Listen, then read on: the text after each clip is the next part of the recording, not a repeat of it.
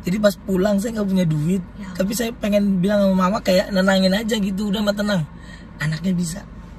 Saya pinjam duit sama bang keliling. Nih sedikit dari gaji Marcel. Padahal nggak ada gaji waktu itu.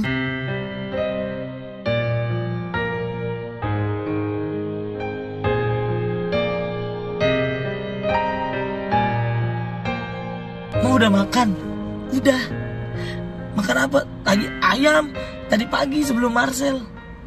Padahal saya ngeliat dia makan bekas ayam saya, Bude.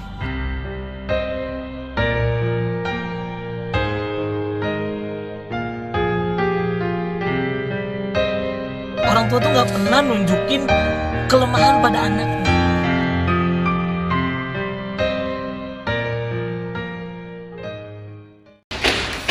Hari ini ketemu orang Wangi yang kalau kata Instagramnya sih dulu dia bawa bensin, dia bawa knalpot, nggak tahu.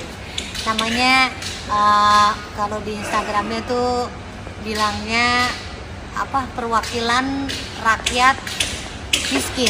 Aku juga nggak tahu kenapa begitu. Karena dulu, sorry ya, ada lagi nukang sebentar nih. Soalnya ini studio sendiri. Kenapa kita ada di emperan? Karena mewakili dia. Aku juga dulu tinggalnya di tempat dia. Aku dulu tinggalnya di Tanjung Priuk, di Tanah Merdeka. Aku lahir di Tanjung Priuk. Orang bilang aku lahir di Jawa, padahal nggak, sama Marcel Widianto, Bude. Marcel Widianto, sini deketan aja, nggak jauh-jauh. Duduk sini aja. Kita di emperan aja ya. Emperan aja nih. Kita lagi syuting The Sultan. Makanya ini lagi break, terus bisa ngobrol sama Marcel. Oh, ya ampun. Boleh ya? Boleh, Bude. Makanya. Soalnya gue tuh bingung ya, maksudnya kadang kalau lihat dari postingannya dia semuanya sedih tapi dia ketawa gitu. Sebenarnya itu beneran apa enggak? Makanya tanya aja. Kan namanya Marcel Widianto. Marcel Widianto, Bude. Orang Batak. Mamaku Batak, bapakku Ambon. Oh, maka jadilah Saya ketemu di Pelabuhan Tanjung Priuk. Siapa? Bapak sama mama. Oh gitu. Akhirnya mereka berbuat jadi anak pertama. Anak pertama. Ada lu berapa? 3. Adanya 3. Benar. Siapa aja namanya? Ada yang kedua Juban, ketiga Melisa, yang keempat Julian. Lucu semua apa parah semua? Parah semua. Sorry ya, gini sih. Gue cerita soal Tanjung Priuk. Karena aku tuh dari lahir sampai 5 tahun tinggal di Tanjung Priuk. Itu ibuku tuh setengah mati ngumpulin uang untuk kita tinggal di Cibubur. Bener. Karena serius aku disuruh mandi. Riri mandi dulu ya. Terus ibuku bilang, terus aku bilang gini, maaf nih ya. Aku bilang ibuku sendiri, astagfirullahaladzim, jangan ditiru ya. Ibu, tai babi anjing, ini serius demi Allah Subhanahu wa taala. Dulu aku gitu. Karena sekasar itu di Tanjung Priuk. Bener. Masih sampai sekarang saya. Masih. Karena tai babi anjing tuh kayak Mejiku Hibiniu gitu. Kita kayak senormal itu. Iya kan? Tuh. Ini maaf nih orang-orang Tanjung Priuk, Bener. maaf bukannya kita kenapa-napa. Setuju. Tapi maksudnya emang begitu. Memang lingkungannya seperti itu. Gitu. Dan memang anak kecil tuh kayak spons kan, maksudnya mau Iya. ditempatin di mana aja dia akan nyerap. Nah gitu. Nah, Marcel juga merasakan gitu. Merasakan Jadi, begitu. ngomong begitu juga. Bener. Kosakata KBBI asing buat kami. Oh gitu. Iya. Yang brokem yang seperti itu udah biasa. Maaf nih, Pak. Kakak kalau di rumah ngomong tuh, anjing lu gitu nggak apa-apa. Ada nggak apa-apanya. Kalau di rumahku, iya nggak apa-apa. Tapi kalau ketemu bapak baru enggak. Oh gitu. Bapak galak. Galak banget. Oh tapi bapaknya udah nggak ada, Marcel. Udah nggak ada. Oke. Nah jadi bahasa yang tadi aku bilang 0 sampai 5 tahun aku di Tanjung Priuk, kamu ini ya Ngalamin. ngalamin ya? Dan itu relate banget. Bener relate. Sampai sekarang, lebih banyak lagi kosakatanya. Tuh kan. Yang bikin kaget. Apa aja? Oh banyak lah. Apa? Ada Ken gitu kan. Ada M gitu. Banyak lah. Punya barang laki-laki, punya barang perempuan, ada itu anak kecil ngomong aja langsung. Iya. Tapi kamu masih tetap tinggal di situ? Masih. Oke. Kan kalau kita tahu ya, Marcel ini kan memang dulunya apa sih Sel? Dulunya nih. Nah, lo tuh di mana sekolahnya? SD, SMP, SMA tuh di Tanjung Priok. Kalau aku SD, aku SMP itu memang backsoundnya seperti ini. Ini memang sudah disetting. Itu extra setting. Terus Kayak ajak gue dong gitu. Lu doang yang seperti ini. jadi SD di mana? TK di mana? Aku TK dari TK sampai SMP di Priuk. Nah, Cuman SMP kelas 1 aku pindah ke Jakarta Timur. oh, Kenapa pindah? Karena yaitu orang tua nggak mau anak pertamanya jadi seperti anak lain. Cuman karena memang nggak ada ekonomi, jadi aku titipin ke rumah tante. Maksudnya kamu ke anak-anak lain kayak anak-anak yang ada di... Iya, kayak anak-anak. Kita boleh nunggu dia berhenti dulu. Apa kita mau pindah ya? Apa kita ajak dia ngobrol juga? Siapa tahu dia tinggal di Priok. Jadi emang begitu, karena mama nggak mau lingkungan yang sama. Seperti itu sama. Oh, kayak aku ya. Bener, jadi dipindahin. Tapi kalau Bude kan seluruh keluarganya. Seluruh keluga. Tapi karena kami ekonominya nggak ada, jadi hanya aku yang dipindahin ke rumah tante. Biar tante ngajarin. Diajarin? Ngajarin semuanya. Bahkan waktu aku pindah Bude, itu sempet nggak naik kelas. Betul. Karena nggak pernah belajar. Ketemu tempat yang anak-anaknya rajin-rajin belajar. Bingung. Insecure. Apa kayak, aduh, rasanya aku pengen balik lagi ke Priok, tapi nggak dibolehin apapun. Apa? Nggak boleh. Iya, akhirnya aku di situ belajar terus sampai akhirnya menjadi seperti ini. Nah, nggak, emang kamu dulu jadi penonton bayaran? Ini tempatnya. Indosiar. Ini adalah tempat bersejarah aku Bude. Sumpah bener-bener. Masa sih sebelah mana? Bener. Jadi nih, ini tuh kalau buat yang belum tahu ya, ini tuh studio Suca. Stand up Comedy Academy di sini. Di sini. Dan di sini. Nah, aku duduk di tribun sini, sebelah kiri. Masih inget. Tuh, kalau bener kan di tribun. Nih, di tribun sini Bude. Ini Suca dulu. Ini Suca dulu. Ini lagi dibangun lagi Suca kan? Nah, ini panggungnya. Nah, aku di sini baru tahu ada yang namanya stand up comedy. Baru tahu ada namanya stand up comedy di Indonesia, sampai akhirnya oh ya udahlah, cobain aja dulu. Karena emang kita pengen jadi penonton bayaran, nggak munafik, maksudnya kita pengen jadi artis. Iya. Pengen deket sama yang namanya dunia entertainment. Suca berapa di sini? Di sini aku nonton Suca 1. Tapi aku audisi beberapa kali gagal. Di Kompas TV gagal 2 kali. Gagal. Siapa yang menutup jurinya? Bilang aja. Ade Indro. Kenapa? Ade Indro. Jangan, kita nggak bisa ngomong-ngomong apa-apa. Karena memang saya masih busuk waktu itu. Ade Indro nggak lulus. Dua-duanya Ade. 2 kali nggak lulus. Nggak lolos. Terus habis itu di Suca 2 juga nggak lolos. 3 kali berarti gagal. Melewati. Gila dia ya. 3 tahun ya. Baru masuk Suca 3. Gara-gara siapa? Karena aku belajar stand up sampai akhirnya lolos. Siapa belajarnya? Di Tanjung Priuk, di stand up Indo Jakarta Utara. Tapi aku lebih deket sama ada namanya Rahman Afri, bapaknya Aci, tau gak? Bapaknya Aci. Yang di Imperfect. Iya. Yang jadi bapaknya Aci tuh. Betul. Nah itu. Tapi lebih terkenalan kamu sama bapaknya Aci. Amin. jadi gitu. Aku belajar terus udah sampai akhirnya masuk Suca tuh. Kupikir kan ketika masuk TV kaya. Ntar dulu, ngomongin ntar. Mending kita di mobil aja yuk. Yuk. Karena ini ya. Iya. Karena ini. Jadi Ibu udah tahu banget karir saya Bude. Iya. Dari Suca 3 sampai akhirnya Siapa di namanya? Sultan. Ibu Sudira. Ibu Sudira tahu banget karirnya. Karena Ibu Sudira tuh yang menjaga di sini. Dia dulu badan. Apa dari dulu baik begini? Dari dulu lama. Oh gitu. Ya, jadi dari belum apa dari penonton bayaran dia tahu. Nonton alay. Iya. Sekarang dia pakai begini. Amin. Ibu Sudira. Saya selalu Respect Ibu Sudira. Tapi nyangka nggak dia jadi kayak gini? nggak nyangka. Cuma kita doain aja semoga yang terbaik. Amin Ibu. Nggak nyangka. Ibu Sudira berarti berapa tahun di sini ya? 27 tahun. Wow, 27 ya kayaknya. 26. Saya aja baru 24 umur. Bu, bentar lebih ya. Bentar dulu ya. Terus lo 3 kali baru lo masuk. Nah, jadi penonton bayaran yang tadi bilang Bu Sudira itu berapa bayarannya? Itu 19.000 pernah. Kok lo ketawa sih? Iya, lumayan. Karena memang saya ketawa karena harusnya 25, tapi dipotong 6.000 sama teman sendiri. Jadi kayak miskin nggak solid gitu. Sekarang dia miskin karena kelakuannya. Masih ada orang lu tahu, lu ingat orang. Tahu dan ingat. Nah, sekarang nih Marcel, maksudnya lu bisa kayak sekarang ini gimana Sel? Menurut lo? Jalurnya dari mana ya Sel? Dari Suca terus? Bingung sih Budek. Lu bingung nggak kenapa bisa ada di sini? Bingung kenapa banget. Lu sekarang lu kan kita habis syuting The Sultan kan SCTV kan. kenapa bisa ada di sini? Kenapa lu sama orang-orang top sekarang lu bingung nggak? Dari mana ujungnya gitu? Itu nggak tahu sih, udah kayak ngalir aja gitu. Maksudnya ngalirnya tuh entah kenapa kayak hoki, keberuntungan. Dari mana awalnya Suca? Abis Suca kayaknya gue nggak tahu elu loh. Bener, karena abis Nggak Suca, tahu elu gue. abis Suca saya kira saya akan terkenal. Ternyata mendem. Saya keluar 20 besar banget, nggak ada yang tahu saya siapa. Sampai akhirnya, aduh ya ampun mau ngapain lagi nih gitu. Jadi kamu pikir masuk TV terus bisa jadi terkenal atau enggak? Enggak. Aku ikut casting film sama Boy William, Giselle Anastasia.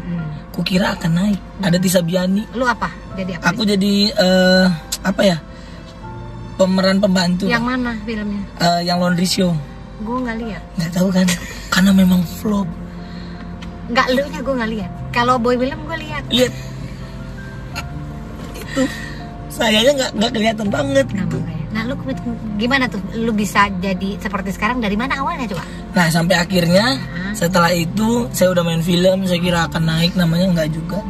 Terus saya akhirnya kayak tadi kan saya hidup kan dari lomba-lomba stand up. Iya. Nah, setelah saya ikut masuk TV, main film, kayak ada rasa dalam diri saya kalau saya ikut balik lagi ke lomba stand up, anak-anak stand up yang lain yang belum masuk TV apa pendaringannya. Jadi saya tahan dulu tuh Bude. Apanya? Saya tahan, saya nggak mau, saya hidup udahlah dari uang tabungan yang ada aja gitu. Jadi saya nggak kerja, nggak apa. Sampai waktu itu sampai sempat saya uninstall Instagram. Karena saya ngiring lihat teman-teman saya kerja di Instastory. Uninstall tuh gimana tuh? Saya uninstall, saya nggak main Instagram, saya hapusin semuanya. Karena sosial media. Oh jadi sebenarnya sosial media tuh bikin iri ya? Iya. Ini nih belum pernah saya ngobrolin nih. Jadi kayak saya udah masuk TV, udah main film, tapi karir nggak ada waktu itu. Dan teman-teman saya pada ada gitu, jadi kayak, aduh, gue kayak useless banget. Kayak udahlah, saya uninstall itu semua Bune. Sampai akhirnya saya kayak nemenin Bang Ajis, doa ibu, nemenin dia syuting jadi asistennya. Serius loh? Tahun berapa tuh? Itu 2019. Ketemu gua nggak ya? Ada beberapa kali ketemu Bude. Masa? Kok gua nggak tahu lo ya? Iya makanya kan. Pas kapan waktu yang mana ketemu kita? Waktu itu tuh di Cek toko sebelah? Cek toko sebelah pernah. Hah? Itu ada lo? Nemenin sekali gitu. Saya main Cek toko sebelah series juga pernah. Iya. Ketemu juga di lokasi pernah gitu. Asisten. Kamu jadi asisten. Nah, terus? Ya udah akhirnya dari situ baru tuh kebuka. Kamu sama Aziz berarti asisten ada gajinya? Ada. Boleh tahu gak berapa? Waktu itu digaji 3 juta per bulan. Oh, alhamdulillah. Alhamdulillah bagus banget, gede banget. Alhamdulillah itu dibanding gak kerja kan. Iya. Makanya saya suka bingung sama orang yang dapat kerja tapi ngeluh mulu gitu. Padahal kan semua orang kan nggak seberuntung dia gitu. Iya.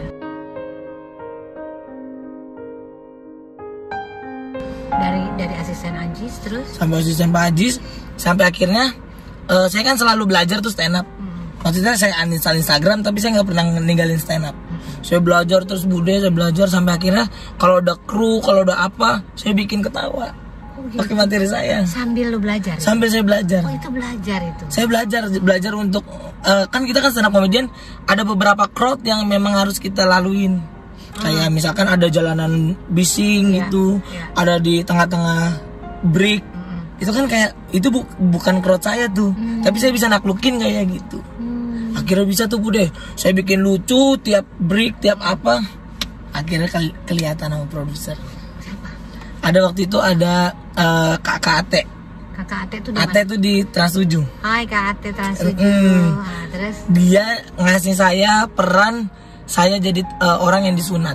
Cuman teriak doang di Keluarga Receh sama Pak Denny Cagur. Iya, terus habis itu udah tuh dapet akhirnya. Saya main terus Bude.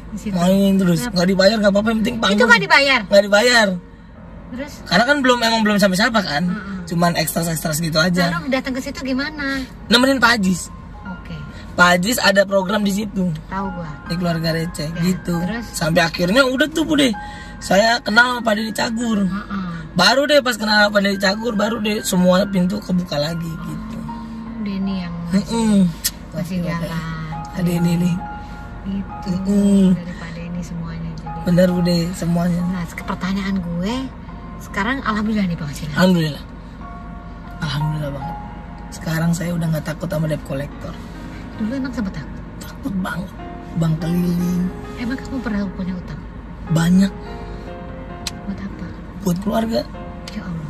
Jadi tuh saya tuh, saya jadi penonton bayaran ngobrol sama keluarga saya. Saya kerja di TV Bude.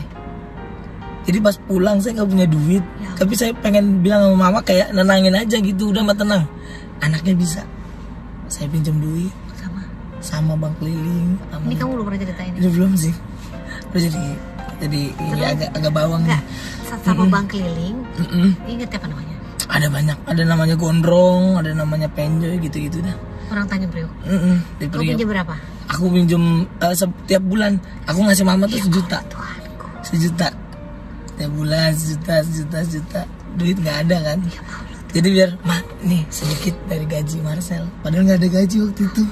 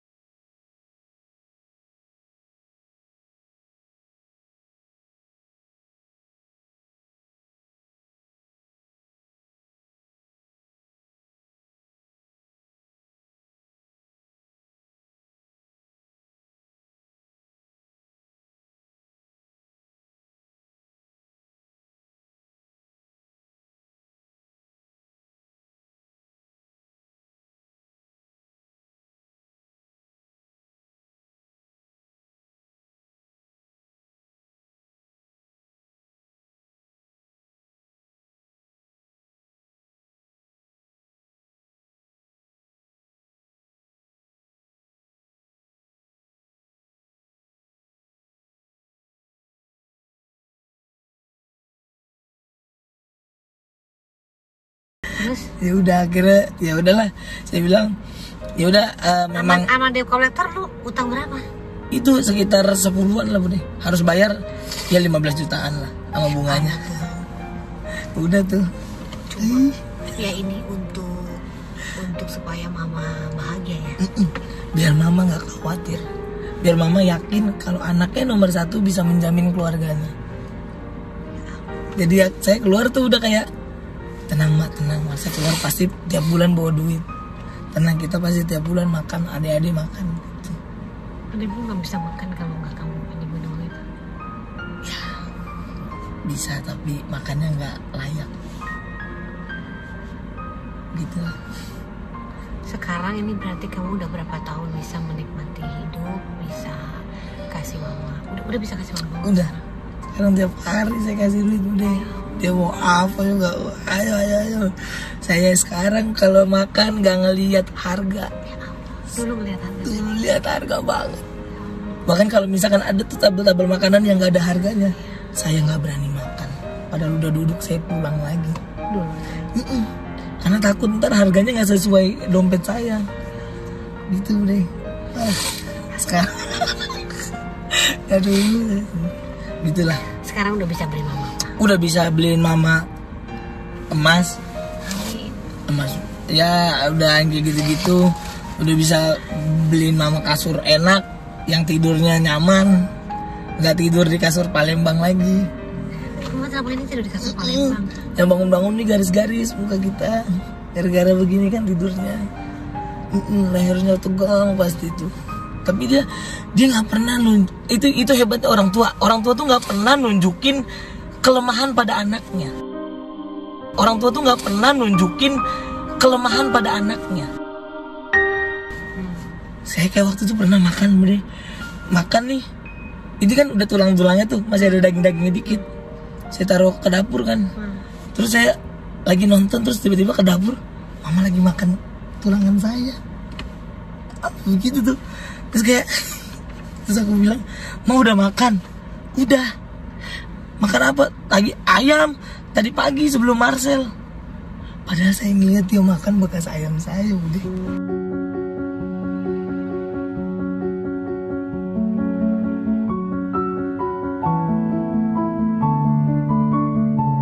Gitu. Gue nangis deh, ketawa. Iya, kacau nih. Parah nih. Parah Marcel. Saya tuh nggak bisa nangis di depan orang deh, tapi ntar kalau sendiri nangis. Jadi ini yang saya lakukan buat biar nggak keluar nih ininya nih. Ada gengsi anak seorang, anak pertama yang tidak bisa nangis di depan orang biar kelihatan. Gitu. Badan setengah mati ya hidup lo ya, Sel. Wah, kacaunya. Bokap meninggal tuh kenapa, Sel? Kena serangan jantung. Itu apa maksudnya? Bokap memang yang hidupin kalian harusnya. Bapak ngidupin, tapi kita bergotong royong lah. Aku sama bapak gotong royong, tapi memang karena bapak udah lumayan tua, jadi memang aku nggak paksa. Makanya aku bilang udah bapak di rumah aja, biar Marcel yang keluar gitu, jagain adik-adik gitu-gitulah. Sampai akhirnya ya udah dia kena penyakit itu. Nah, Sel, ini alhamdulillah udah bisa itu semua, tapi kenapa Marcel masih tinggal di, bukan gimana ya, maksudnya Marcel kan tahu di Tanjung Priuk gitu suasananya apanya, aku juga ngerasain di situ gitu, makanya dulu ya. Kenapa Marcel masih tinggal di Tanjung Priuk? Kenapa ya? Karena yang pertama sih ada dendam tersendiri bahwa saya pengen buktiin gak semua anak Priuk tuh yang dibicarakan seperti itu. Gak semua orang-orang yang terlahir dari lingkungan yang keras, masa depannya juga akan keras juga. Gue lahir Tanjung Priok, gue lahir di Tanah Merdeka, gue lahir di situ sama gue 5 tahun. Wah, banyak yang cuma juga, maksudnya anak Priok bisa apa? Tapi kita ada di sini. Betul. Marcel juga gitu. Iya. Jadi Marcel pengen nunjukin bahwa siapa memang yang dulu pernah mencemooh kamu sebagai orang Tanjung Priok? Banyak banget yang kita ngobrol tuh nggak pernah diacuhin. Pernah nggak sih lagi ngobrol rame-rame terus pas kita ngomong kayak apa loh? Iya. Pendidikan lu apa sih? Iya. Lingkungan lu di mana sih gitu? Iya. Bahkan kalau ada barang hilang baru kita yang disalahin. Pernah ada sama-sama ya di bidang sendila salaman lu nggak disalaman pernah sama saya juga pernah banget. Iya. Bahkan dia bukan artis, dia cuman asisten. Oh my god. Kayak, ya ampun kok sebegitunya ngomong gitu. Dia cuma artisin tapi gayanya kayak artis tau gak sih udah, yang bobo koper gitu, nggak mau ngaku.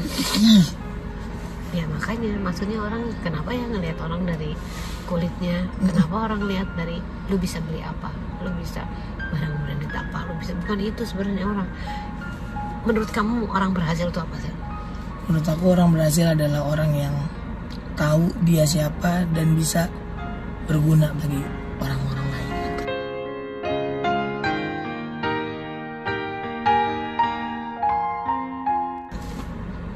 Betul. Bantu orang nggak harus nunggu kaya. Benar. Baik sama orang nggak harus lihat lu siapa. Derajat martabat kita yang lihat kan Tuhan. Benar. Itu kadang-kadang kita suka sedih. Oh, kita ditempatin di sini orang, kita nggak apa-apa juga, bagus buat kamu. Harus motivasi terus kan. Nah, jadi Marcel nanti kalau punya duit juga masih tetap mau tinggal di rumahnya? Mau. Mana? Di Priok. Tetap. Saya pengen gedein seperti Bapak Saroni, kayak gedein tuh, biar ada saingannya Bude. Saya pengen bawa mobil-mobil torot gitu-gitu Bude, yang ada co-rider tapi ke Priok. Karena menurut saya pengen buktiin juga sama yang lain gitu kalau kita bisa, dan saya pengen nyemangatin juga sama anak Priok kalau kita bisa main di luar gitu. Maksudnya mental anak Priok tuh kan keras. Iya betul. Keras di jalanan. Nah saya ya keras juga di jalanan, tapi mental itu saya pindahin ke karya saya Bude. Saya keras di karya, saya nggak takut siapa-siapa. Jadi mainnya juga enak gitu. Iya betul. Dan itu kelebihan kita anak Priok sih. Ya Bude juga begitu kan. Iya. Sobat Ambiar. Banyak banget Sobat Ambiar yang terakhir tuh. Yang paling terakhir ya Bude. Imperfect. cek toko sebelah. Iya, pokoknya Semuanya ada. maksudnya kita berkarya apa aja lah ya maksudnya. Tapi kamu ngerasa kamu di level ini terus apa yang kamu rasa di level ini dibanding dulu ya? Beruntung sih. Untuk Di samping itu ada sedihnya juga gitu, maksudnya ketika saya udah nyampe di level ini, saya udah bisa ngasih orang tua semuanya gitu, tapi orang tua nggak ada.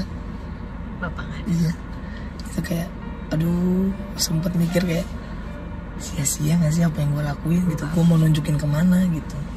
Iya, kan ada adik-adik, ada. Mama nggak senang kamu ada di posisi ini. Seneng banget. Apa doanya untuk kamu? Mama tahu nggak kamu dulu tuh ngutang-ngutang tuh mama? Tahu. Tahu. Tahu. Dan sekarang mama tuh kayak dulu kan dikecilin juga, dijauhin juga gitu, karena anaknya banyak utang kan, banyak gosip-gosip gitu kan. Itu yang saya bingung juga tuh. Sekarang gimana? Tetangga kamu melihatmu? Sekarang masih ada juga. Ya. Jadi mama saya, dia tuh ngidupin anaknya dari jual gas 3 kilo. Pantesan gue lihat tuh di Instagram.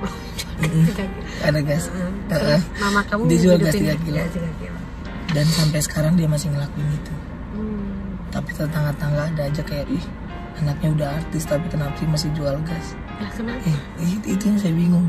Ada aja gitu celah untuk kita dilihat salah. Makanya saya bilang kayak udahlah, omongan orang yang emang gak ngidupin kita, udah ngapain kita denger gitu. Kenapa di Instagram lu tulisannya perwakilan rakyat miskin? Karena saya berasal dari orang yang miskin. Saya berasal dari situ dan saya sudah berhasil untuk keluar dari garis kemiskinan. Makanya saya mewakilkan mereka untuk ayo kita semangat. Cita-cita kamu besok jadi apa? Kan kamu tahu di dunia TV, dunia film, apapun di dunia hiburan ini, umurnya nggak tahu sampai kapan loh. Benar. Nggak tahu, kamu kan tahu. Ya mungkin ya teman-teman kamu yang ada di mana sekarang ada di mana ya? Nah, bisa hilang sumbu namanya kan. Nah, jadi ada selama puluhan tahun di dunia ini, di dunia pertelevisian industri ini. Baru udah berapa tahun nih? 20-an ya lebih ya. 20 tahun. Jadi maksudnya itu ya kamu juga harus tahu. Gitu. Jadi ya, nah mau jadi apa kamu selanjutnya? Udah dipikirin belum? Udah. Mau jadi apa? Aku mau jadi jembatan dari orang-orang yang susah dan gak tahu harus mau kemana. Aku akan bikin namanya panti seniman, lelah miskin gitulah. Iya. Buat ngumpulin teman-teman, ayo kalau pengen belajar untuk main stand up, ada nih temen aku yang bisa ngajarin mereka stand up. Gimana? Ini sekarang lagi jalan Bude. Sekarang ada di daerah Cibubur. Dekat gua dong. Saya lagi bikin kecil-kecilan studionya untuk mereka. Jadi ada anak-anak STM. Ntar gua main dong. Iya Bude, bener ya. Namanya KKB, kanan kiri berkah. Oh karena gue jalin nari gimana? Bener. Iya. Tapi laki-laki semua. Gak apa-apa, emang laki-laki kalau nari jadi banci kan? Oh enggak juga ya. Bener nih mau main ke KKB berarti. Ya, KKB kanan kiri berkah. Iya jadi. Itu kamu beli tanahnya? Enggak, aku nyewain rumahnya. Jadi anak-anak yang broken home, anak-anak yang nggak tahu lulus kuliah, lulus sekolah mau kuliah di mana, anak-anak yang narkoba sampai akhirnya mereka berhenti, udah lu luapin sakau lu ke karya. Kamu pernah terjerumus narkoba? Enggak, tapi saya pernah jadi kurirnya.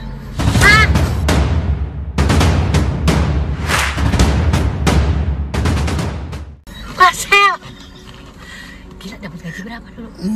Dulu lumayan. Berapa? Dulu waktu yang paling kecil sih dapat Tamiya ya, kan masih kecil waktu itu. Oh ya Allah gila. Nah Tamiya. Itu nggak ketangkep loh Sel. Iya. Ini nggak apa-apa nih di posting. Nggak apa-apa. Orang udah bersahabat sama BNN. Makanya saya bilang sama BNN, saya pasti kalau tes urin negatif. Saya positif dagang. Nggak bercanda. Dulu ya. Tapi dulu bener ngeri banget ya. Ngeri banget. Karena memang itu. Kenapa berhenti? Karena uang setan dimakan jin Bude. Tapi kamu dapat duitnya? Dapat. Banyak. Banyak. Berapa? Sekali ngantar dulu. Pernah dapat 10 juta. Gila. Pernah. Lu ngantar dapat 10 juta? Astagfirullahaladzim. Bayangin aja barangnya berapa tuh. Gila Marcel. Lu kalau ketangkep gila lu Sel. Pasti gila. Astagfirullahaladzim. Tapi namanya Jangan yang nonton jangan ikut ya. Benar. Marcel sarap nih. Iya parah. Gua aja mau marah sama lo. Tapi namanya hidup Bude. Maksudnya Sel. memang nggak boleh. Itu nggak boleh. Setuju Sel. banget, setuju Mak banget. lo tahu nggak? Enggak. Ini kalau muncul dia tahu nggak? Tapi uang itu nggak pernah saya bawa ke keluarga. Berapa lama lo?